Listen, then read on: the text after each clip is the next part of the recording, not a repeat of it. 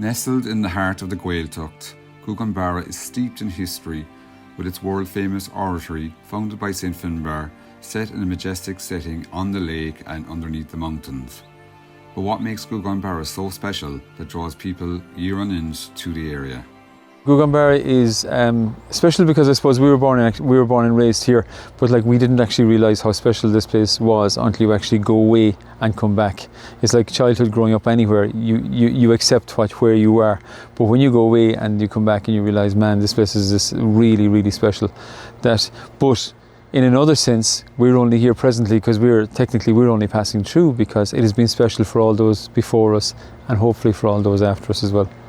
So it is one of those special places.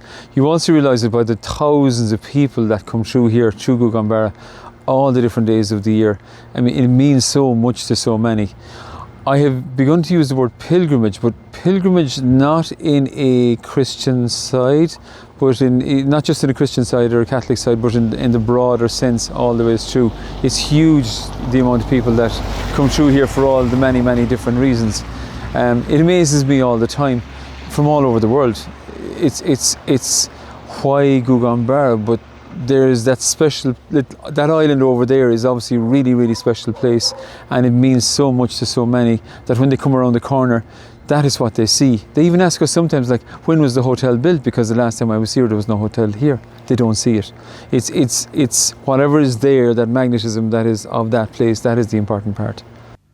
This sacred island in the middle of the lake boasts the world-famous oratory, as well as a 9-cell wall structure next to the oratory, which hosted the original monastery. So we're actually on the island now at the moment. So the island essentially is Gougane Barra. It's this little island here in the middle of the lake.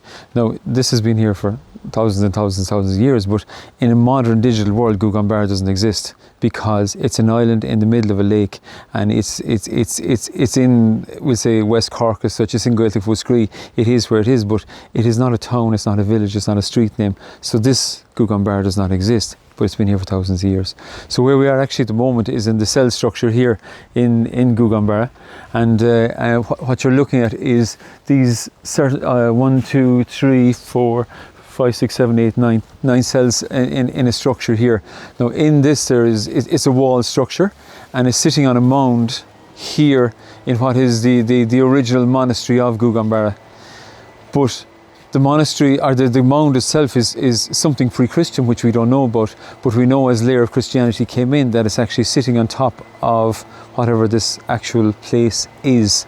The cell structure was there pre-1700s. Father O'Mahony came here as a priest at that time, as a hermit to this island, and when he set it, what he did was he reinstated pilgrimage, so he actually repaired all this structure, and just outside the walls as well, he rebuilt the old church.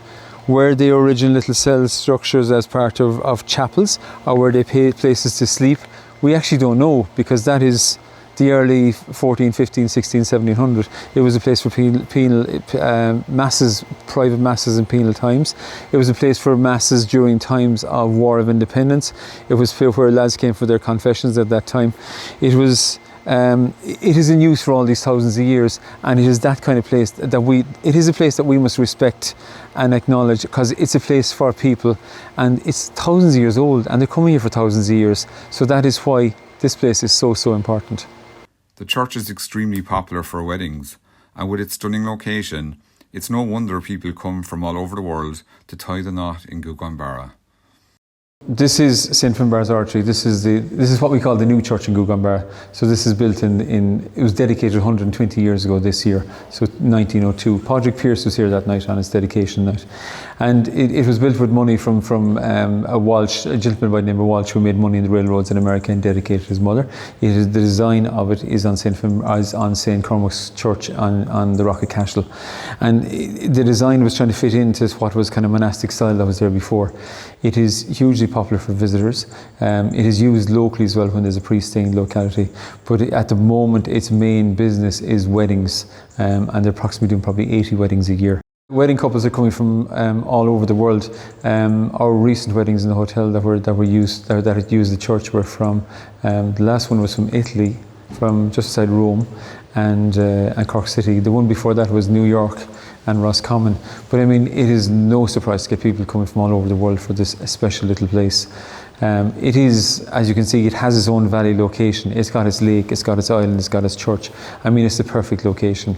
And then for couples to go up into the Forest Park and take pictures under the big trees up there, it is wonderful. And it's accessible then for West Cork wedding venues as well. It's not just Gougane, it's for everywhere. And that's what's truly wonderful.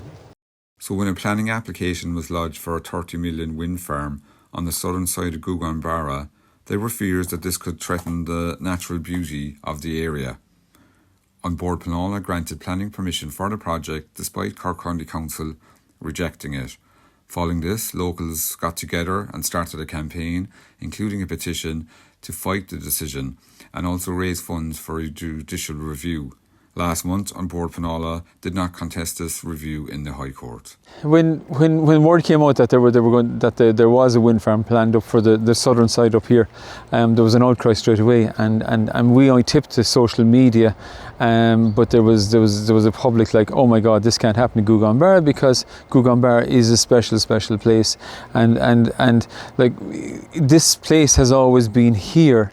Whereas a wind farm is a 30 or 40 year plan, which is only temporary or which is short-term gain. So why would a short-term, like Gougane Barra has been so much to so many for thousands of years, why would a short-term gain actually be allowed to be in a place like this? Let's keep one or two places in this country just ultra special.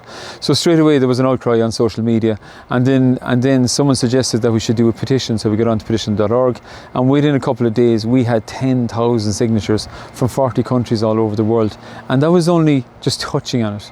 Since the